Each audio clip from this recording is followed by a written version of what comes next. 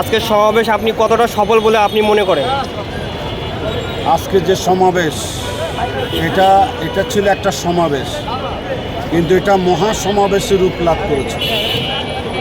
এতে প্রমাণিত হচ্ছে যে বাংলাদেশে ইসলাম পক্ষীয় মানুষ এবং ইসলাম পক্ষীয় দল এরা যদি এক জায়গায় আসে, মানুষ যে ঘর থেকে বেরিয়ে আসে, মানুষ যে রাস্তায় নামে, যেই কোনো জায়গায় তারা ডাকবে সেই জায়গায় যেভাবে লোকেরা সাড়া দিচ্ছে, সেই সুবাদে আমরা এটাও বুঝতে পারি আগামী নির্বাচন যখন হবে এইভাবে তারা বাংলাদেশে গণমানুষ ইসলামপন্থী মানুষগুলিকে নির্বাচন করার জন্য বেছে নেবে। জাতীয় সংসদে ৩০০টা আসন জুড়ে ওরা ছাড়া আশা করি কোনো বিরোধী দল সেখানে অস্তিত্ব থাকবে বলে আমি মনে করি না।